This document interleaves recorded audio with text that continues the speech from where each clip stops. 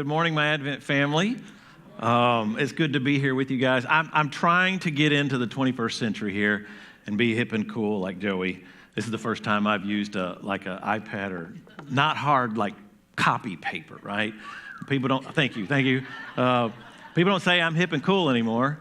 To be honest, nobody ever said I was hip and cool. If I had $1 for every time the word dork was used in reference to me, I'd have a lot of dollars. But we'll get through this together. I know it's a bit of a, I'm putting myself at real risk here trying to preach a sermon from a computer. But we got through the first service, so I think we'll be okay here. Well, now, I haven't had the opportunity to talk to all of you guys individually, and it's been a few weeks since New Year's, so Happy New Year. I hope your 2025 has started out on a really good, solid, positive note. I don't know about y'all, but was 2024 like the shortest year you ever remember having? I don't know, maybe I was just too busy, but it feels like 2020, longest year ever, right? 2024, very short. So I can't believe it's already 2025 and I'm having to get used to writing that on everything. Well, with the promise of a new year comes what? New Year's resolutions, right? Right? Is there anybody else in the room besides myself that has made some resolutions for 2025?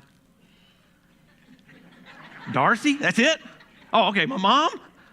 Okay, Gigi's got, okay, like 4 of us, right? So the rest of you guys decided to quit before you ever got started, right? You're kind of like the guy that said he really liked watching the ball drop at Times Square on New Year's Eve because it reminded him, it was a nice reminder of what he did all year long. Okay, he got that. Yeah, you'll get it in a minute. Or maybe the guy that said, you know what? For my New Year's resolution, I'm going to resolve to quit some of my bad habits. And then he got to thinking about it, and he said, nobody likes a quitter, right? So all you quitters out there, the 4 of us that are actually quitters, anybody want to share what your New Year's resolution was with the group? I don't mean to put you on the spot, but I am saying accountability is the first step of being successful in a resolution. Okay. Oh, Gigi, how about you? What? 1 day a week, I'm just not going to be online. That is a great resolution. Being present, not being online 1 day a week. I like that. I think I need to incorporate the same thing. Well, I have some New Year's resolutions too myself. I wanted this year to be the year that I took better care of myself. I say it every year. Most of us is like, oh, I'm going to work out. I wanted to start eating a little bit better, taking care of myself that way. Actually consistently work out for once in my life. Actually get a regular amount of sleep, enough sleep, which I tend to, that's what I borrow from when I'm being busy. But it's not just the physical things that I made a resolution for. I resolved, I want to nourish my soul. I want this to be a year where I pour into growing spiritually. And I've done okay since the new year. Some of them are kind of on life support, but I've been doing all right. Do any of you, well, okay, let me say this. We're not just starting a new sermon series. We're kind of halfway into it. The series is reset. But we're starting a new year. And that I don't think there is a better time for us to do a series where we reset and we start over or we program something new. That's what a resolution is, right? It's when you notice there's something kind of not right or wrong or you could do better in your life. And so you want to hit reset. And I don't think there's a better time that we could do it than right now. And I'm glad that that's what we're doing. For some of you guys, it's kind of like playing video games. This looks like a gamer crowd here, right? Some over here, this side's more gamer-esque, I'm sure. But like when you're playing a video, some of you guys have apps. Come on, I know you play Wordle and Scrabble. My dad he loves his Scrabble app.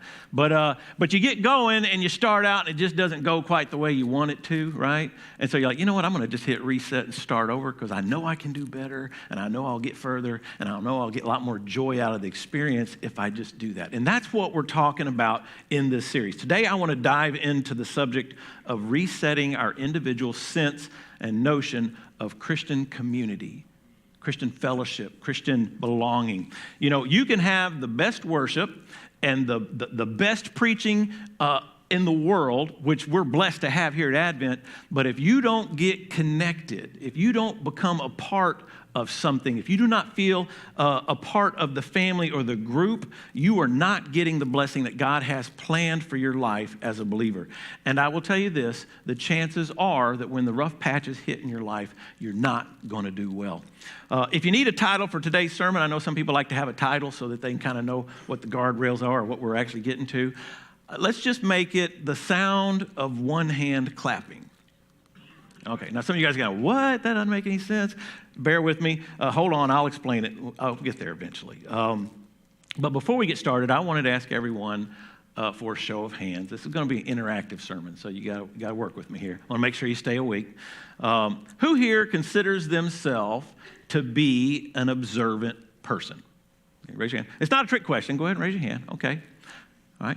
If you came here with somebody that raised their hand, how would you agree with that person's self-assessment of their observation abilities? Right. No poking in the side, being like, I observed. You're not very observant. But how would you take and agree with that? Maybe to kind of give you a little bit of a demonstration here. How many of you guys have ever been asked this question? Notice anything different? With those three words, I've just put half the men in this room into a mild level of PTSD. It happened to me like a week or so ago. And I have learned something that if you hear those words, you're already too late, okay? But if you're like me, guys, you tend to kind of start at the top and work your way down, right? It's like, oh, did you get a haircut? Did you get your hair colored? And if I'm still wrong, I'm already committed. I just keep digging and work my way down. And I'm like, oh, did you get a new shirt? I don't even remember what I wore yesterday. And but I work my way down, and usually I wind up giving up, and I'm already in trouble. And I'm a pretty observant guy. I mean, I can notice subtle psychological nuances in somebody's behavior. I can spot a buck off in the woods alongside the freeway at 80 miles an hour. But when it comes to little things, sometimes they just go right past me. And I see some of you women shaking your head and looking at your man. But in all fairness, I guess it was about 2 weeks ago, Corey and I were coming back from Jackson, Mississippi. We were in separate cars, and she was about 10 minutes ahead of me. And she called me, and she said, hey, I took the Vaden exit. I'm at the gas station here getting gas, and they got a little, like, country buffet inside the gas station. That was the first mistake, gas station food. But do you want to stop and get something to eat? And I said, oh, you talking about the one right there by the state prison? And she's like, there ain't no prison. I kid you not. 10 minutes later, I pull up into the gas station parking lot, directly behind the gas station, 20-foot high razor wire fence extended on either side for, hundreds of yards with a prison sitting right in the middle of it. So you ladies do it too, okay, before you start judging. All right, to start the sermon off, I want to conduct a little experiment, okay? And this is going to be our line of demarcation, this central aisle right here. But all you folks on this side, if you'd stand up if you can, go ahead and stand up. What I want you to do is I want you to look around this space and over at all these people sitting down, and I want you to just observe. I'm not telling you what to observe. I just want you to make a mental note of what sticks out in your head. And not only that, I want you to make a mental note of how it makes you feel. How do you feel? Now, I know you guys are feeling kind of self-conscious because these people are all looking at you. Don't worry, your turn's coming. And then once you've kind of observed and you looked around at the space and made a mental note of how you feel, go ahead and have a seat. And now, you guys, I want you to do the same thing. Stand up, look around this space. If somebody gave you the oogle eye, you can oogle them back and make them feel self-conscious. But what is it that jumps into your observation? What is the feeling that you get? Make a mental note of that, and then hold on to it and have a seat. Now, when you're up on stage like I am now, if you're leading worship or you're doing announcements or leading the prayer, one of the things that I notice most obviously is that you're all sitting in rows, right? You're all facing this direction, and I think that pastors like that, because it keeps things in order, and it hopefully keeps you engaged and paying attention to the sermon. And so I want you to think about the way we do things now, but then I want you to think about it in the context of the way it was in the first church. They spent very little time in spaces like this. Very little time. Sitting in rows, looking at the back of someone's head, listening to the preacher preach a sermon for 30 minutes or an hour. Now, some of you guys, as soon as I said that, you got self-conscious and you started doing this. You're like, oh man, this like, you're worried about bedhead, aren't you? I know those of you guys that like got up late and didn't have a chance to take a shower. Don't worry about it. We love you. We're all family here. We don't care about what the back of your head looks like. I don't want everybody to have a complex when they leave here after this sermon. But here's the thing, guys. The picture of the early church was way less of rows and much more of circles, all right? Rows are great, but circles are better. And what do I mean? Let's all turn to chapter 2 of Acts, okay? If you got the Bible app, you can open up. I believe it'll be up on the screen. And I'll give you guys a little context. Jesus has died. He was buried. He was resurrected. He appeared to multitudes. He ascended unto heaven. And now he starts something new through the power of the Holy Spirit. Acts 2 actually signifies a very big change in what God is doing. Before, God worked through the children of Israel, right? But now he begins working through something new, something called the church. Read with me here. Acts 2, verse 42, starting in 42. They devoted themselves to the apostles, teaching and to fellowship, to the breaking of bread and to prayer. Everyone was filled with awe at the many wonders and signs performed by the apostles. All the believers were together and had everything in common. They sold property and possessions to give to anyone who had need. Every day they continued to meet together in the temple courts. They broke bread in their homes, and they ate together with glad and sincere hearts, praising God and enjoying the favor of all the people. And the Lord added to their number daily those who were being saved. Now, if you're not familiar with this passage or the 41 verses prior to it, it describes the coming of the Holy Spirit, right? And a sermon that Peter preached, and 3,000 people, it's an amazing sermon, I imagine, and 3,000 people made a profession of faith and got baptized, right? But I want us to look at verse 46 again. 46 said, every day they continued to meet together in the temple courts. They broke bread in their homes and ate together with glad and sincere hearts. So the early church did meet in rows, okay? Peter preaching, they loved it. There was a place for that. But in 46, we see in the other half of the verse something really, really significant. That the early church broke bread together. They did life together in their homes. They met daily. They did more than just meet for an hour once a week. There's a time for rows, don't get me wrong. But like Hebrews 10:25 says, they do not forsake the assembling together as some are in the manner of doing. We are called to come together congregationally, but in between the rows, we have to live life in circles. Now, you might be asking yourself, what is all this circle nonsense business? Circles come in all shapes and sizes and forms. It might look like a Bible study or a Sunday school class or a book study. It might be a women's group. It might be a ministry or mission team, or even something called a circle, which we've had here at Advent for decades. As long as I've been at Advent, we've had circles. But regardless of what it's called and whatever label it's been given, what I'm really talking about here is small groups, okay? Let's unpack why circles, aka small groups, accomplish at least 4 things in a Christian's walk. And I would say 4 things that we all need in our lives, okay? The first thing is the spiritual aspect. Let's look back at verse 42 of that passage. They devoted themselves to the apostles' teaching and to fellowship, to the breaking of bread and to prayer. Now, the word devote here in its original use was not a one-time verb. What it actually meant was to continue steadfastly. And fellowship was not like we think of it today. You know, when we say, oh, let's all meet in the fellowship hall, what's the first thing that comes to your mind? What are we going to eat, right? Is Georgia cooking? You know, we're all wondering what's for dinner, right? And we think of it as a come together for a single moment or a single time, and then we disperse. That's not what we're talking about here when we talk about fellowship. What the word was that was used is actually a Greek word called koinonia, all right? And that term refers to the fellowship and communion between Christians and with Jesus Christ. It also means communion, association, partnership. These aren't one-time words. You know, this is doing life together. This is the warts and all, the good times and bad times, the joy and the sadness. That's what this is. The second aspect is the physical, all right? Verse 44 and 45 says, all the believers were together and had everything in common. They sold property and possessions to give to anyone who had need. They took care of each other, right? Now, we're not talking about communism here. Some people would like to take that verse and try to drive some kind of personal agenda. We're not talking about taking the means of production away from the private market and the government taking all. We're talking about doing life with people. And what I mean by that is if I know Russ doesn't have enough food to feed his family, and I'm in relationship and family and in communion with him, well, I love him. And if I've got more than enough, I'm going to make sure that his family's taken care of and give him some food.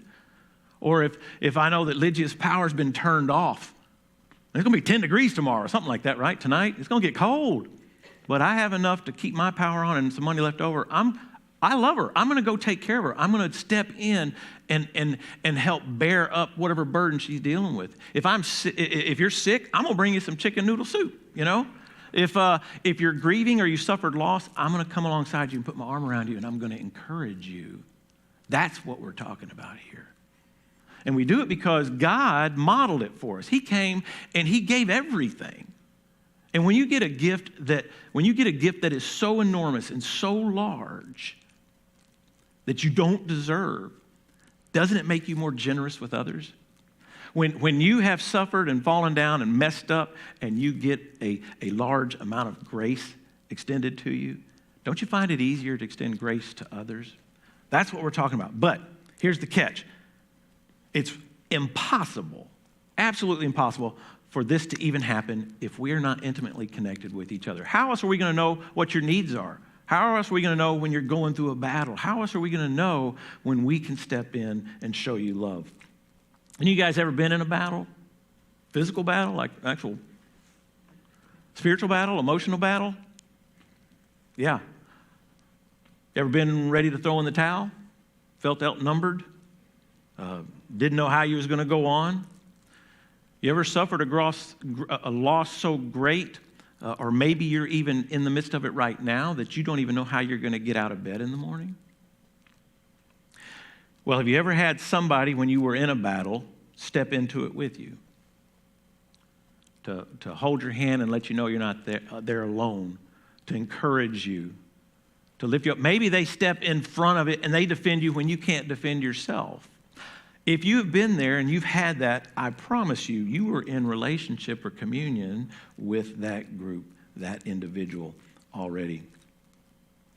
Circles enable us to do battle together, all right? You know, that doesn't happen in rows, guys. It happens in circles. It happens between Sundays. You know, I thank God for the fact that we can come together corporately like we are now, and that we can be in worship. And on Sunday mornings, we all need that. There's a place for that. But life and ministry and purpose, that's what happens in circles and small groups, in the trenches. You know, it's easy to miss each other's needs when all we do is stare at the back of their head 1 hour a week. The next one is emotional aspect. There's an emotional aspect to it too. Do we have any introverts in here? Last thing you want to do is raise your hand, right? Well, you did, very good. Extroverts are usually like, oh yeah, wow. You know, I always thought that we always fell on two different sides of it. It was black and white. You're either introverted or extroverted. And then I found out there's like a whole spectrum of that. There's what's called a maximizing introvert. You ever heard of that? That's somebody that's really leans introverted, but that they can go be in a group and be pretty outgoing, but they kind of like their battery gets used up pretty quick, so they got to go be alone and recharge. Yeah, so regardless of where you fall on that spectrum, there were researchers that did a study, and they found that whether a person was an introvert or an extrovert or a maximizing whatever, they are happier with other people than when they are alone. That's in person, by the way. Don't make a mistake of thinking that social media, because you got 3,000 friends on Facebook, that you have community and fellowship with folks. In fact, if you try to substitute real fellowship with something like that, it'd be like eating nothing but McDonald's chicken nuggets for all 3 meals every day, and then taking a vitamin pill thinking somehow it's going to like make up the difference. You might make it for a little while, but I promise you, you're going to get sick and die. Social media can enhance community and fellowship, but it cannot substitute it, okay? Studies also show that happy people are more pleasant, more helpful, more sociable, which in turn creates a thing called an upward spiral of happiness. And what that is as you get happy, you know how it's easier to get happier, right? And the people around you, you kind of grab them and pull them with you, right? When you're around somebody that, obviously if you just woke up, that doesn't work. But like if you are around somebody that's positive and they're happy, it can be infectious, can't it? Now the opposite of that would be depression, right? Which is really kind of a downward spiral of discouragement. You guys remember back in 2020 when we did the COVID lockdowns and all that, and if you'll remember, they said that depression and anxiety and alcoholism and drug addiction, all of that was at record high levels. And I think that was because people felt isolated and alone. They were depressed. I don't know about you guys, but when we finally got to get back together and see our peeps, I remember one of the things we did, and some of you guys were probably a part of it. You remember Nancy and Ed Garrison? They were moving during COVID, and we weren't going to be able to give a going-away party to them. And so we organized like a parade down their street. How many of you guys actually did that with us? Yeah. It was amazing. It was like water to a dying plant. It was magical for my soul. And then when we got to come back together and actually meet in person, and I got to see you guys, I mean, it reminded me how much I need community. But you cannot substitute it with streaming the service every week from home. It's a good substitute if you find you're out of town or sick, but you cannot live on that. The fourth aspect, the final aspect, is missional. Verse 47 says, praising God and enjoying the favor of all the people, and the Lord added to their number daily those who were being saved. You see, circles can help us live on mission together. And being on mission is far more than attending a service once a week. In fact, did you notice something about the verse? How often were their numbers being added to? Daily. How would they have known that if they only met once a week, right? They were meeting every day. All right, you know, Jesus said in John 13:5, this is how they'll know that you are my disciples if you have what? Love for one another. There's a lot of love here at Advent on Sunday mornings. I love that about my church. It's the anchor point of my week. I can't do without it. If I miss a Sunday, my whole week feels off. I don't even know what day it is. But to love one another the way that Jesus commands us to can't just happen one day a week for an hour or two. In fact, in the New Testament, you guys have heard of one another statements. There's 59 one another statements in the New Testament, right? And those are statements that we were instructed to fulfill towards each other within the church. I'm going to read a couple dozen of them. I'm going to do it pretty fast just to give you an idea, okay? But I need a drink of water first. Love one another. Be devoted to one another. Honor one another above yourselves. Live in harmony with one another. Build up one another. Be like-minded towards one another. Accept one another. Admonish one another. Greet one another. Care for one another. Serve one another. Bear one another's burdens. Forgive one another. Be patient with one another. Speak the truth in love to one another. Be kind and compassionate to one another. Speak to one another with psalms, hymns, and spiritual songs. Submit to one another. Consider others better than yourself. Look to the interest of one another. Bear with one another. Teach one another. Comfort one another. Encourage one another. Exhort one another. Stir up one another to love and good works. Show hospitality to one another. Employ the gifts that God has given us for the benefit of one another. Clothe yourself with humility toward one another. Pray for one another. Confess your faults to one another. And the list goes on. Now imagine trying to accomplish all of those things 1 hour a week sitting in rows. This happens in circles. This happens when we do life together. I am absolutely convinced that God designed me for you and you for me and all of us for each other, that we are better together. Theologian Eugene Peterson said this. He said, there can be no maturity in the spiritual life, no obedience in following Jesus, no wholeness in the Christian life apart from an immersion in and embrace of community. I am not myself by myself. Say that with me. I am not myself by myself. When you looked around the room earlier, I'm curious what you noticed and felt. Was it an overwhelming sense of warmth and peace and family? Was it perhaps you noticed somebody that you've done life with for years? Was it somebody that you helped, or maybe vice versa, they helped you through a difficult time in your life? Maybe it was a new haircut or outfit, somebody you loved. Obviously, the ladies saw that. Okay, maybe some of you guys did too, but it wasn't me. Was it someone that you were like, I got to go catch that person after church because I want to talk to them before they leave? Was it somebody that you didn't recognize? Was it a lot of somebodies that you didn't recognize or know? Maybe you didn't notice anything or feel anything at all. You know, as great as rows are, circles are better. We all need people to walk with us in and through the power of the Holy Spirit. What if, instead of just inviting somebody to church, we invited them to do life with us?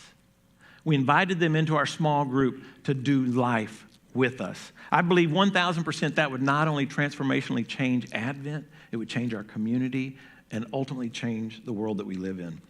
In Genesis 2:18, God said, "It is not good for man to be alone." You know why he said that? Because he designed us to be in community.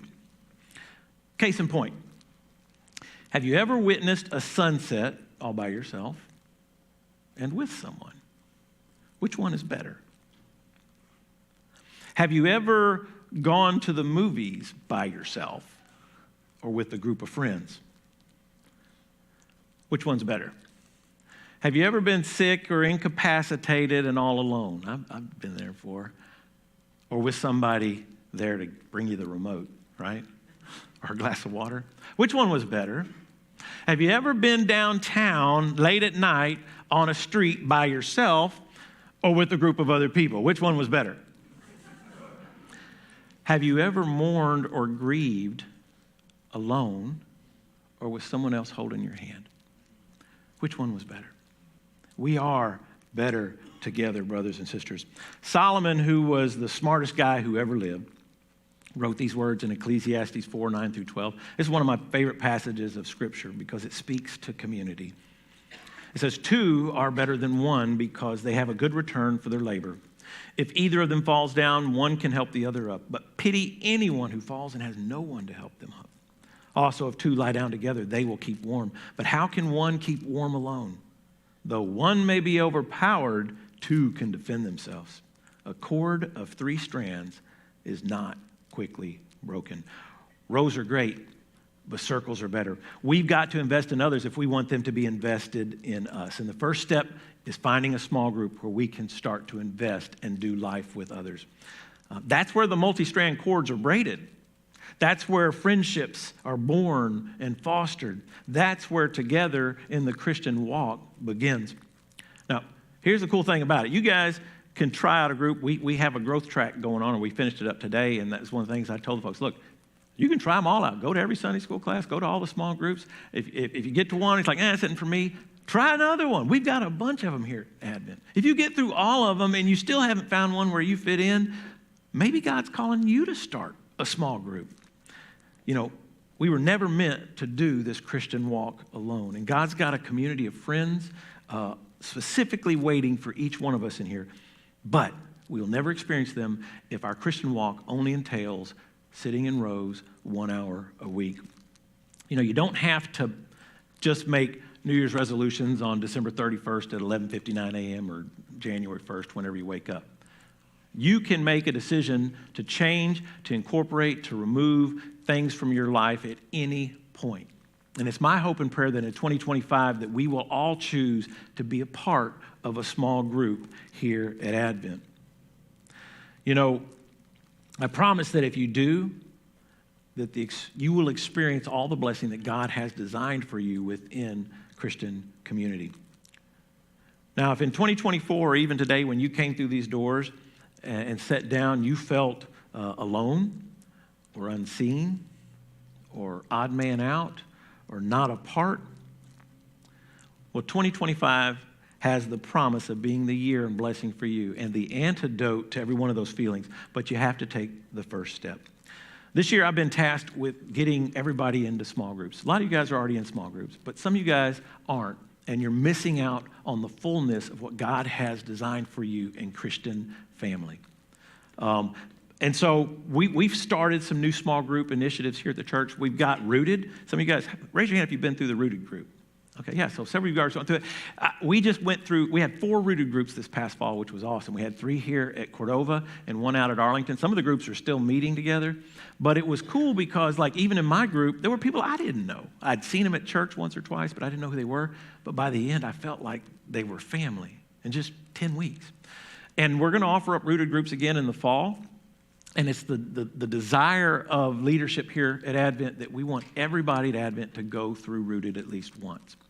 But you don't have to wait till the fall. We've got stuff going on right now. We've got Sunday school classes. We've got youth group. We've got women's groups. We've got book studies. We have got all kinds of things going on and available for you to plug into right now. There is a chair in every one of those groups with your name on it. But here's the big opportunity, and you've been hearing this for the past couple of weeks, and we've only got about 2 weeks to get everybody signed up. We are going to do a church-wide small group study that lasts for 5 weeks. Now, this is the best kind of small group you could ever be a part of. There's no homework. We've got probably 25 groups right now that are meeting at all different. We've got on every day of the week except for Saturday. So you can find one that fits you. We've got ones that are designed just for women. We've got some that are just men. We've got some that are for college age and young adults. We've got some for young families. We've got something for everyone. Some of them have childcare. So you've got plenty of opportunity there. If you don't see one, though, that you think is going to be right for you, or maybe you just would like to start your own, it's very simple, and I'll get you set up, and you can rally people together. You can have it in your home. The beautiful thing about leading a group is you get to pick the day, the time, the location, and how many people you want there. And you can go out and you can say, you know what, I'd like this person to be a part of my community, and invite them to come and be a part of it. Now, we want everybody to register. If you guys remember back when we did Purpose Driven Life, I think it was like 15, 20 years ago. How many years ago was that, Dave? It's been a hot minute, right? And but we had like 20, 30 groups, and we had everybody. It paid huge dividends in our lives personally, but in the church as a whole, because it knitted us together. And we're hoping that this will be a byproduct of doing this study together. Now, I need everybody to get signed up. If you have the Church Center app, I reach here because I think that's my phone. If you have the Church Center app, all you got to do is open it up, tap on groups, and there's a big old list of groups. You can see when they meet, and it's as simple as tapping on that group and hitting join. That's it. Boom, you're in. You can go to the website. They had the little QR code up there earlier. You can log in that way. If you're a part of a Sunday school class that's taking it, have your Sunday school leader put your name down. I'll get you added into the group. But we want to record who all's in a group, because guess what? It's my job to go after those of you that don't sign up for a group. So please sign up, because you'll make my job harder if you don't. We want everybody to be a part of the group and experience. It's a low commitment, but to experience what Christian community can do and be in your life. So in closing, some of you guys are probably wondering, what did the title of the sermon have to do with anything, right? You're like, it seems totally unrelated. Some of you guys are wondering, what is the sound of one hand clapping, right? So, Jeff, who's back there on the computer, would you go ahead and roll that video? What is the sound of one hand clapping? According to Master Shifu, all we have to do is find the answer to this age-old riddle, and we will attain ultimate cognitive convergence. Let's try this. Oh, this is harder than I thought. There's just no sound.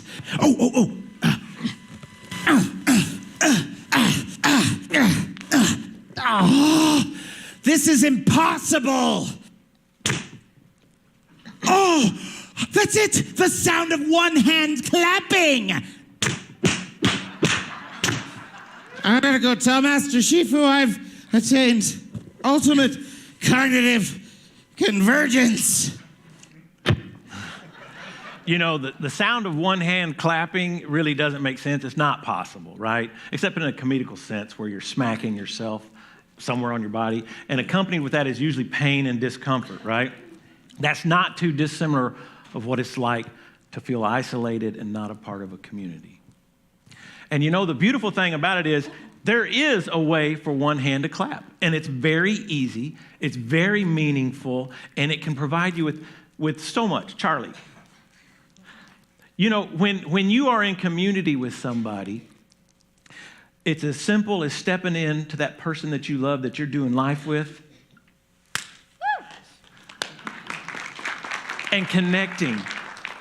My hope and prayer is that we will not go through this next year trying to clap with one hand, but that we will join a group where it is easy, simple, and rewarding. Let's pray. Father in heaven, I thank you so much for the fact that you desire to be in community with us, so much so that you came down here, you died to show us how much we meant to you.